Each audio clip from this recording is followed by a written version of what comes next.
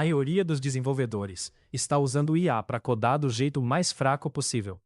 Abre o chat, cola o problema mal definido, aceita a primeira resposta que parece certa e chama isso de produtividade.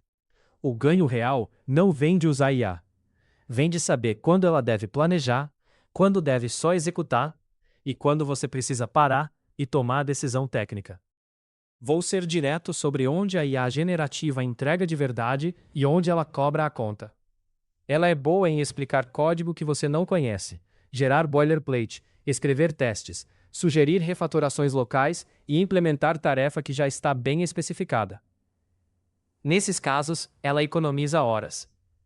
Ela é ruim quando a tarefa depende de contexto que ela não tem, decisão de arquitetura, trade-off de produto, modelo de ameaça, restrição histórica do sistema, performance real em escala.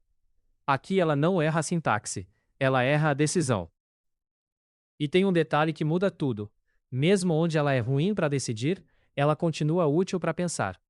Dá para pedir alternativas, riscos e contrapontos. Só não dá para entregar a decisão para ela. Esse vídeo é sobre o processo que separa quem ganha tempo de quem acumula dívida técnica acelerada. Modelo certo, contexto certo, agente sob controle, especificação quando vale a pena e revisão humana no final. O nó do problema não é a IA escrever código errado. É ela escrever código que parece certo. Um estudo da Stanford, em tarefas de segurança avaliadas pelos pesquisadores, mostrou isso de forma incômoda.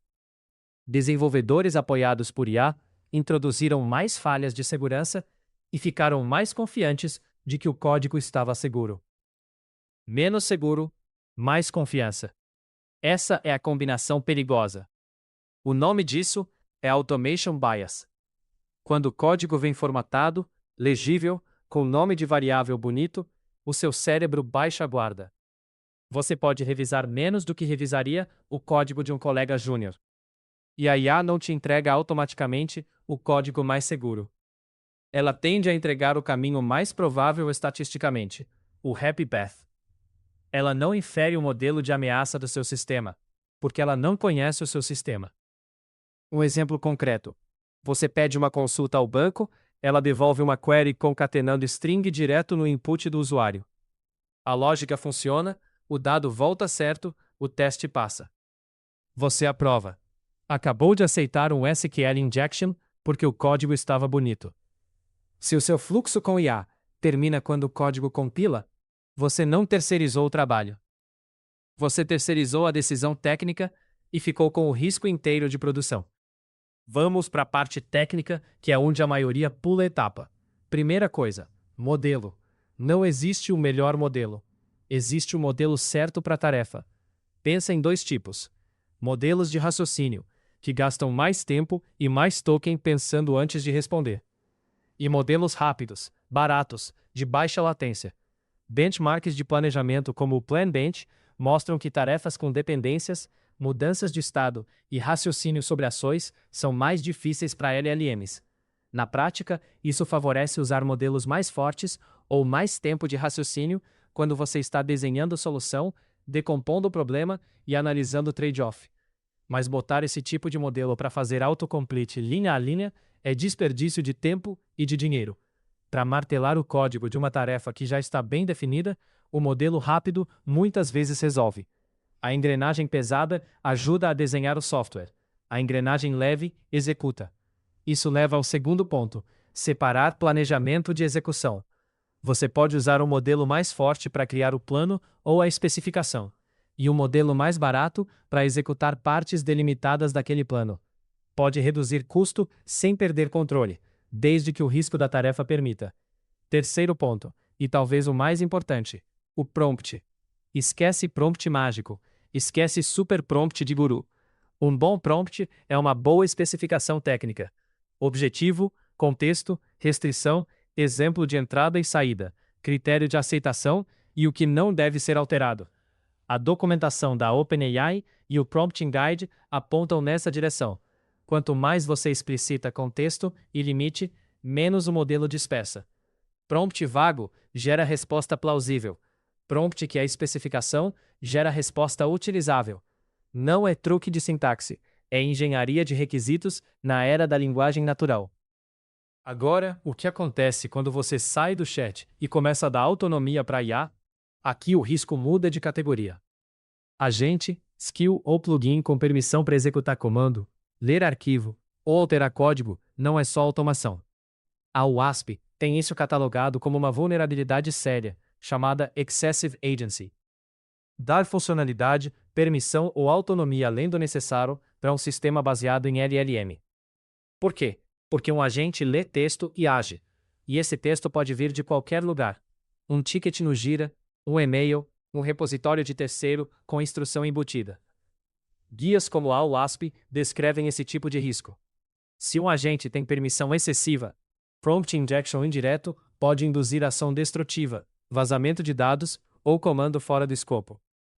Conectar um modelo estatístico ao shell de um servidor abre um vetor de ataque novo na sua infra. A resposta não é proibir agente, é menor privilégio, sandbox descartável, permissão mínima e AM refinado. E tratar skill de terceiro como você trataria qualquer dependência que executa código na sua máquina. Tem uma forma melhor de usar a IA justamente onde ela é fraca. Em decisão de arquitetura, não peça para ela decidir. Use como advogado do diabo. Joga sua proposta de migração e pede para ela atacar. Quais falhas operacionais e quais custos você ignorou? A lógica é parecida com métodos como ATAM, DOCEI. Explicitar atributos de qualidade, trade-offs e riscos antes de escolher. A IA pode ajudar a acelerar essa exploração e quebrar parte do seu viés de confirmação. Mas a decisão final, que envolve orçamento, time e política interna, é sua. E quando a tarefa é ambígua, com contrato ou integração, entra o Spec-Driven Development. Em vez de chat solto, você escreve uma especificação. Endpoints, entradas, saídas, erros esperados. Só quando o contrato está fechado, a IA traduz aquilo em código. Ferramentas como o SpecKit, do GitHub, e o OpenSpec são exemplos dessa abordagem. Não são as únicas, mas mostram bem a ideia. O humano define o contrato em texto e o código vira o subproduto. Mas nada disso é de graça. E é aqui que muita gente erra para o outro lado. Spec-Driven Development pode reduzir bastante a ambiguidade quando a especificação é bem escrita e mantida atualizada. Ele diminui a chance de um modelo inventar regra de negócio no meio do caminho, porque prende a implementação a um contrato explícito. O custo é disciplina humana intensa e consumo alto de token. Você manda a especificação, mais os arquivos relevantes do projeto, a cada requisição.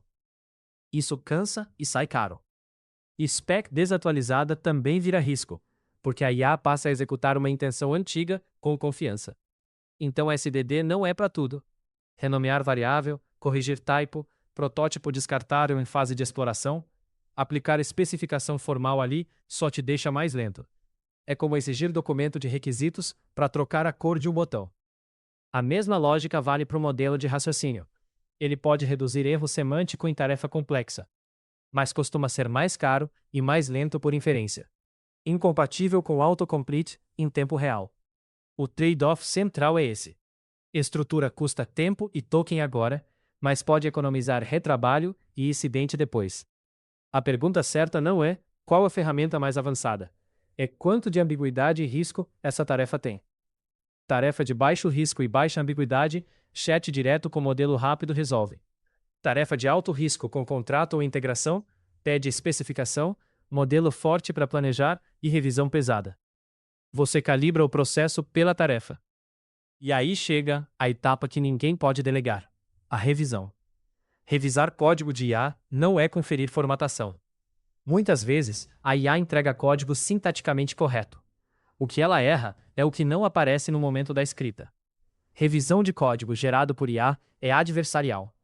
Você lê verificando por padrão e olha os lugares certos: contrato público, segurança, caso de borda, alteração fora de escopo e, principalmente, performance em escala.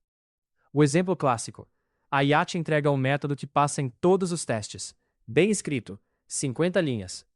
Em produção, ele roda um for loop processando 1 milhão de registros e derruba o banco. Teste verde, arquitetura falha. O SNCC e outros guias de revisão batem na mesma tecla. O código bonito pode disfarçar o problema estrutural. Teste unitário verde não é autorização para merge. Você não reescreve tudo, senão perde o ganho da IA. Você escrutina as áreas críticas. Quem aprova o commit na main é o engenheiro, não o modelo. E o processo inteiro é esse: modelo certo para cada etapa, prompt que é a especificação, autonomia sob menor privilégio, SDD onde o risco justifica, e revisão humana que verifica por padrão. No fim, produtividade com IA não é sobre escrever menos código. É sobre ler mais, decidir melhor e verificar por padrão. A IA não tirou a engenharia da sua mão. Ela mudou onde o seu trabalho importa, menos em digitar, mais em definir contexto, escolher a ferramenta certa e revisar o que voltou. Quem trata a IA como autocomplete mágico, acumula risco. Quem trata como parte de um processo de engenharia, ganha de verdade. Se gostou, se inscreva no canal, deixa o like e comenta o que você quer ver por aqui.